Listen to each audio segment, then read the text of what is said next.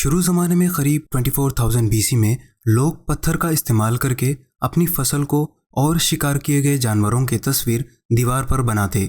करीब 4000 BC में Egyptians ने जब पपायरस पौधे का इस्तेमाल करके पेपर बनाया तो इस पर लिखने के लिए बैम्बू से बनाया गया फाउंटेन पेन का इस्तेमाल किया। इसी तरह रोम में वैक्स टैबलेट्स लिखने के लिए इस्तेमाल किया जाता था। 700 AD में परिंदे के पर का इस्तेमाल करके लिखा जाता। अब इन तरीक़ों से लिखना बड़ा मुश्किल हो रहा था। अब इसके बाद अलग अलग तरीक़ों से पेन बनाए गए, लेकिन हर पेन में कुछ ना कुछ कमी थी। 1827 में पेत्राके पोइनारो ने फाउंटेन पेन का आविष्कार किया।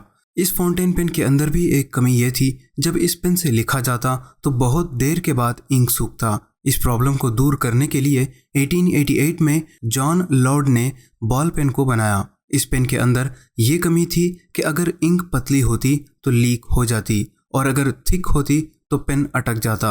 अब ये आविष्कार के 50 साल बाद 1935 में हंगेरी के रहने वाले लाज़लो बीरो ने अपने भाई जॉर्ज के साथ मिलकर बॉल पेन को बनाना शुरू किया।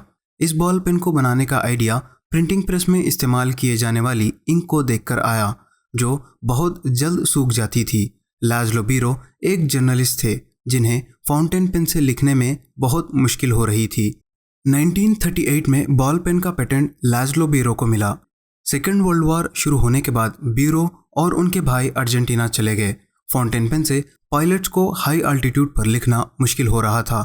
जब पायलट्स ने बॉल पेन को इस्तेमाल करना शुरू किया तो ये पेन फेमस हो गया। उस वक्त एक पेन तकरीबन $13 में बिका था, जो आज के हिसाब से $130 है।